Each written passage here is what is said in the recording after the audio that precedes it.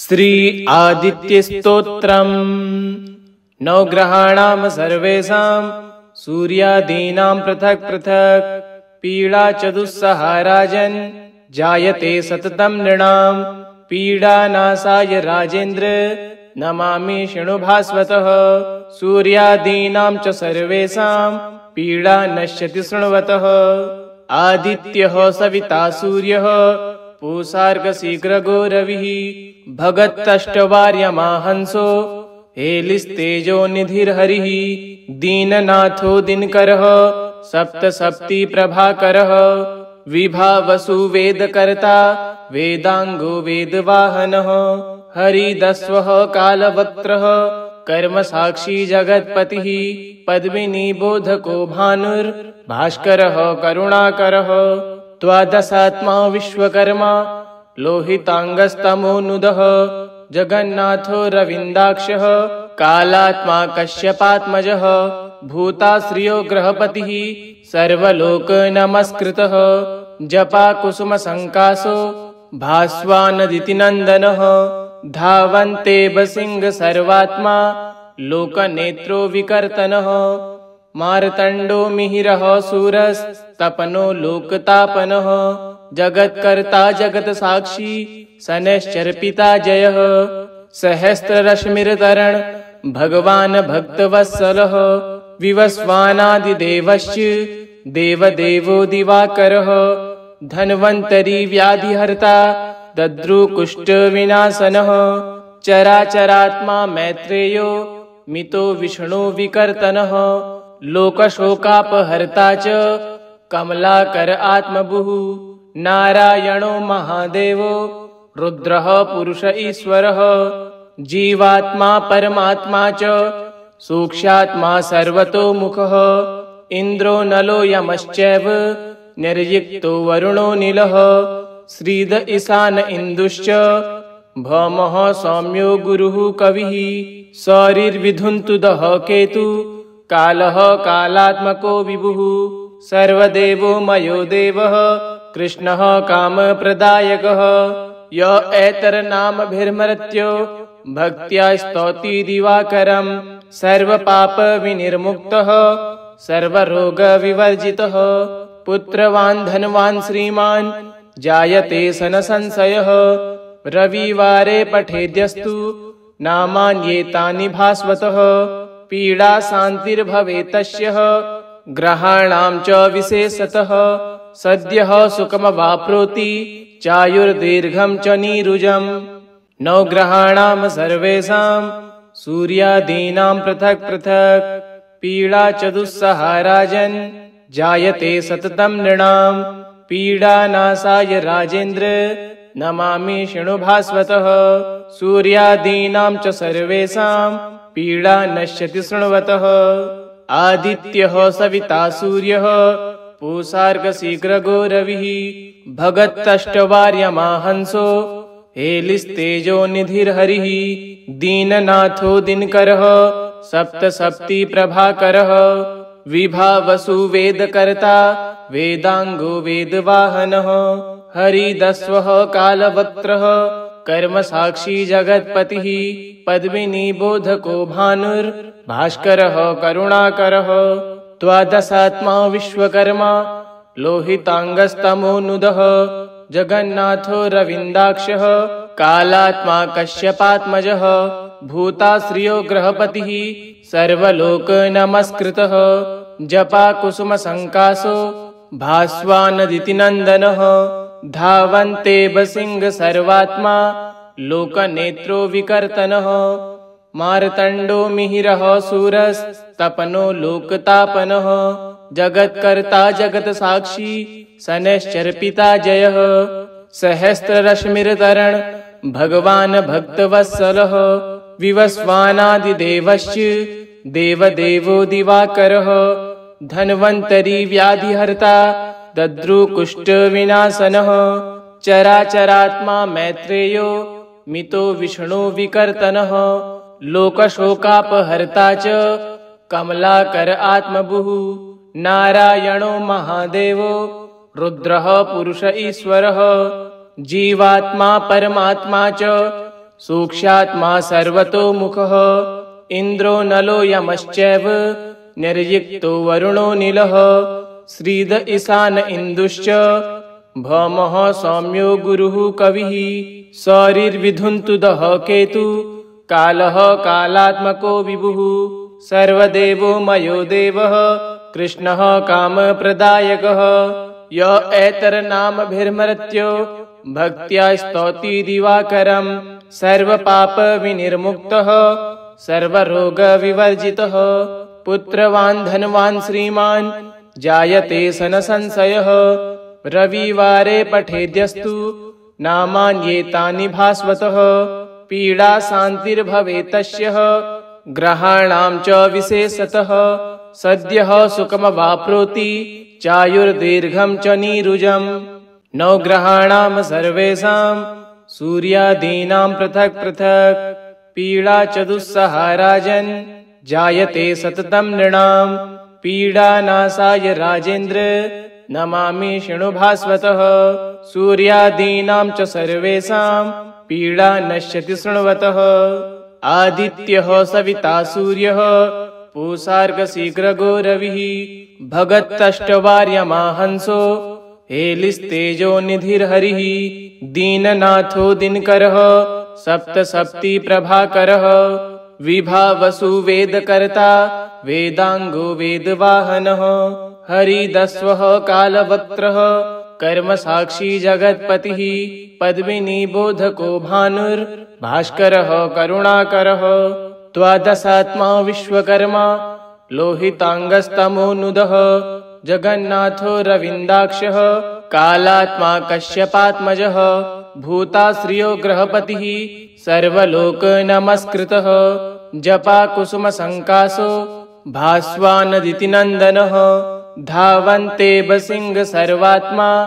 लोकनेत्रो विकर्तनः मार्तण्डो मिहिरः सूरस्तपनो लोकतापनः जगत्कर्ता जगत्साक्षी शनैश्चरपिता जयः सहस्ररश्मिर्तरण भगवान् भक्तवत्सलः विवस्वानादिदेवश्च देवदेवो दिवाकरः धन्वन्तरी व्याधिहर्ता दद्रुकुष्ठविनाशनः चराचरात्मा मैत्रेयो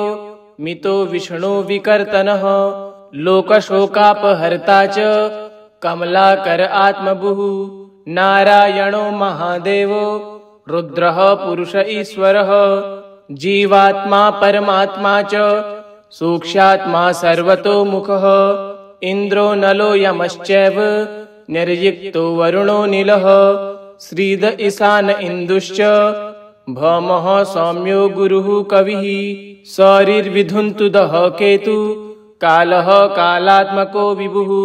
सर्वदेवो मयो देवः कृष्णः कामप्रदायकः य एतरनामभिर्मृत्यो भक्त्या स्तौति दिवाकरं सर्वपापविनिर्मुक्तः सर्वरोगविवर्जितः पुत्रवान् धनवान् श्रीमान् जायते सनसंशयः रविवारे पठेद्यस्तु नामान्येतानि भास्वतः पीडा शान्तिर्भवेत् तस्य ग्रहाणां च विशेषतः सद्यः सुखमवाप्नोति चायुर्दीर्घं च नीरुजम् नवग्रहाणां सर्वेषां सूर्यादीनां पृथक् पृथक् पीडा च दुस्सहा राजन् जायते सततं नृणां पीडानाशाय राजेन्द्र नमामि शृणु भास्वतः सूर्यादीनां च सर्वेषां पीडा नश्यति शृण्वतः आदित्यः सविता सूर्यः पूषार्कशीघ्रगो रविः भगत्तष्टवार्यमाहंसो हेलिस्तेजो निधिर्हरिः दीननाथो दिनकरः सप्तसप्ति प्रभाकरः विभावसु वेदकर्ता वेदांगो वेदवाहनः हरिदस्वः कालवक्त्रः कर्मसाक्षी जगत्पतिः पद्मिनी बोधको भानुर्भास्करः करुणाकरः द्वादशात्मा विश्वकर्मा लोहितांगस्तमोनुदः जगन्नाथो रविन्दाक्षः कालात्मा कश्यपात्मजः भूताश्रियो ग्रहपतिः सर्वलोकनमस्कृतः जपाकुसुमसङ्कासो भास्वानदितिनन्दनः धावन्ते बसिंह सर्वात्मा लोकनेत्रो विकर्तनः मार्तण्डो मिहिरः सूरस्तपनो लोकतापनः जगत्कर्ता जगत्साक्षी शनैश्चरपिता जयः सहस्ररश्मिर्तरण भगवान् भक्तवत्सलः विवस्वानादिदेवश्च देवदेवो दिवाकरः धन्वन्तरी व्याधिहर्ता दद्रुकुष्ठविनाशनः चराचरात्मा मैत्रेयो मितो विष्णु विकर्तनः लोकशोकापहर्ता च कमलाकर आत्मभुः नारायणो महादेवो रुद्रः पुरुष ईश्वरः जीवात्मा परमात्मा च सूक्ष्मात्मा सर्वतोमुखः इन्द्रो नलो यमश्चैव निर्युक्तो वरुणो नीलः श्रीद ईशान इन्दुश्च भौमः सौम्यो गुरुः कविः सौरिर्विधुन्तुदः केतु कालः कालात्मको विभुः सर्वदेवो मयो देवः कृष्णः कामप्रदायकः य एतरनामभिर्मृत्यो भक्त्या स्तौति दिवाकरम् सर्वपापविनिर्मुक्तः सर्वरोगविवर्जितः पुत्रवान् धनवान् श्रीमान् जायते सन संशयः रविवारे पठेद्यस्तु नामान्येतानि भास्वतः पीडा शान्तिर्भवेत् तस्य ग्रहाणां च विशेषतः सद्यः सुखमवाप्नोति चायुर्दीर्घं च नीरुजम् नवग्रहाणां सर्वेषां सूर्यादीनां पृथक् पृथक् पीडा च दुस्सहा राजन् जायते सततं नृणां पीडानाशाय राजेन्द्र नमामि शृणु भास्वतः सूर्यादीनां च सर्वेषां पीडा नश्यति शृण्वतः आदित्यः सविता सूर्यः पूषार्कशीघ्रगो रविः भगत्तष्टवार्यमाहंसो हेलिस्तेजो निधिर्हरिः दीननाथो दिनकरः सप्तसप्ति प्रभाकरः विभावसु वेदकर्ता वेदांगो वेदवाहनः हरिदस्वः कालवक्त्रः कर्मसाक्षी जगत्पतिः पद्मिनी बोधको भानुर्भास्करः करुणाकरः द्वादशात्मा विश्वकर्मा लोहितांगस्तमोनुदः जगन्नाथो रविन्दाक्षः कालात्मा कश्यपात्मजः भूताश्रियो ग्रहपतिः सर्वलोकनमस्कृतः जपाकुसुमसङ्कासो भास्वानदितिनन्दनः धावन्ते बसिंह सर्वात्मा लोकनेत्रो विकर्तनः मार्तण्डो मिहिरः सूरस्तपनो लोकतापनः जगत्कर्ता जगत्साक्षी शनैश्चरपिता जयः सहस्ररश्मिर्तरण भगवान् भक्तवत्सलः विवस्वानादिदेवश्च देवदेवो दिवाकरः धन्वन्तरी व्याधिहर्ता दद्रुकुष्ठविनाशनः चराचरात्मा मैत्रेयो मितो विष्णु विकर्तनः लोकशोकापहर्ता च कमलाकर आत्मभुः नारायणो महादेवो रुद्रः पुरुष ईश्वरः जीवात्मा परमात्मा च सूक्ष्मात्मा सर्वतोमुखः इन्द्रो नलो यमश्चैव निर्युक्तो वरुणो नीलः श्रीद ईशान इन्दुश्च भौमः सौम्यो गुरुः कविः सौरिर्विधुन्तुदः केतु कालः कालात्मको विभुः सर्वदेवो मयो देवः कृष्णः कामप्रदायकः य एतरनामभिर्मृत्यो भक्त्या स्तौति दिवाकरम् सर्वपापविनिर्मुक्तः सर्वरोगविवर्जितः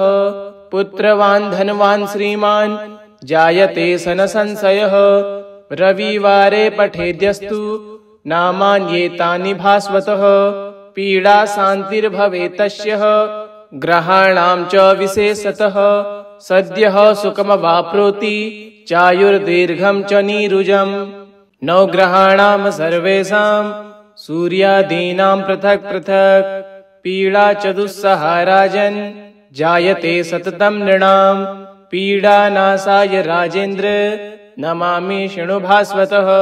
सूर्यादीनां च सर्वेषां पीडा नश्यति शृण्वतः आदित्यः सविता सूर्यः पूषार्कशीघ्रगो रविः भगत्तष्टवार्यमाहंसो हेलिस्तेजो निधिर्हरिः दीननाथो दिनकरः सप्तसप्ति प्रभाकरः विभावसु वेदकर्ता वेदांगो वेदवाहनः हरिदस्वः कालवक्त्रः कर्मसाक्षी जगत्पतिः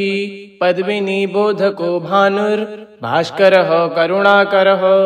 द्वादशात्मा विश्वकर्मा लोहितांगस्तमोनुदः जगन्नाथो रविन्दाक्षः कालात्मा कश्यपात्मजः भूताश्रियो ग्रहपतिः सर्वलोकनमस्कृतः जपाकुसुमसङ्कासो भास्वानदितिनन्दनः धावन्ते बसिंह सर्वात्मा लोकनेत्रो विकर्तनः मार्तण्डो मिहिरः सूरस्तपनो लोकतापनः जगत्कर्ता जगत्साक्षी शनैश्चरपिता जयः सहस्ररश्मिर्तरण भगवान् भक्तवत्सलः विवस्वानादिदेवश्च देवदेवो दिवाकरः धन्वन्तरी व्याधिहर्ता दद्रुकुष्ठविनाशनः चराचरात्मा मैत्रेयो मितो विष्णु विकर्तनः लोकशोकापहर्ता च कमलाकर आत्मभुः नारायणो महादेवो रुद्रः पुरुष ईश्वरः जीवात्मा परमात्मा च सूक्ष्मात्मा सर्वतोमुखः इन्द्रो नलो यमश्चैव निर्युक्तो वरुणो नीलः श्रीद ईशान इन्दुश्च भौमः सौम्यो गुरुः कविः सौरिर्विधुन्तुदः केतु कालः कालात्मको विभुः सर्वदेवो मयो देवः कृष्णः कामप्रदायकः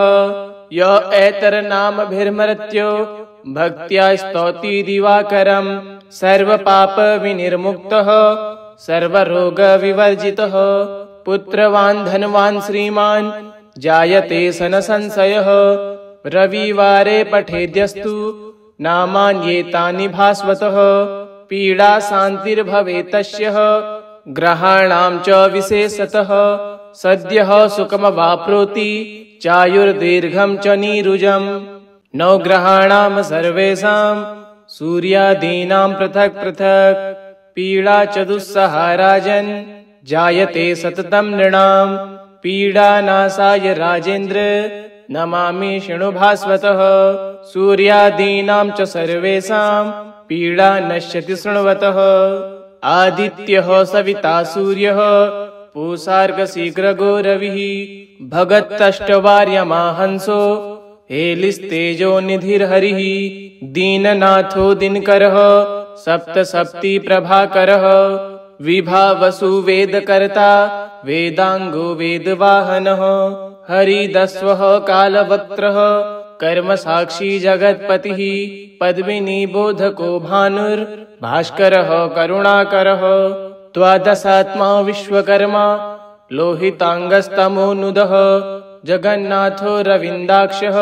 कालात्मा कश्यपात्मजः भूताश्रियो ग्रहपतिः सर्वलोकनमस्कृतः जपाकुसुमसङ्कासो भास्वानदितिनन्दनः धावन्ते बसिंह सर्वात्मा लोकनेत्रो विकर्तनः मार्तण्डो मिहिरः सूरस्तपनो लोकतापनः जगत्कर्ता जगत्साक्षी शनैश्चरपिता जयः सहस्ररश्मिर्तरण भगवान् भक्तवत्सलः विवस्वानादिदेवश्च देवदेवो दिवाकरः धन्वन्तरी व्याधिहर्ता दद्रुकुष्ठविनाशनः चराचरात्मा मैत्रेयो मितो विष्णु विकर्तनः लोकशोकापहर्ता च कमलाकर आत्मभुः नारायणो महादेवो रुद्रः पुरुष ईश्वरः जीवात्मा परमात्मा च सूक्ष्मात्मा सर्वतोमुखः इन्द्रो नलो यमश्चैव निर्युक्तो वरुणो नीलः श्रीद ईशान इन्दुश्च भौमः सौम्यो गुरुः कविः सौरिर्विधुन्तुदः केतु कालः कालात्मको विभुः सर्वदेवो मयो देवः कृष्णः कामप्रदायकः य ऐतरनामभिर्मृत्यो भक्त्या स्तौति दिवाकरं सर्वपापविनिर्मुक्तः सर्वरोगविवर्जितः पुत्रवान् धनवान् श्रीमान् जायते सन संशयः रविवारे पठेद्यस्तु नामान्येतानि भास्वतः पीडा शान्तिर्भवेत् तस्य ग्रहाणां च विशेषतः सद्यः सुखमवाप्नोति चायुर्दीर्घं च नीरुजम्। इति श्री भविष्यपुराणे श्री आदित्यस्तोत्रम् श्री सूर्यार्पणमस्तु। ओम श्री भानुदेवाय नमः।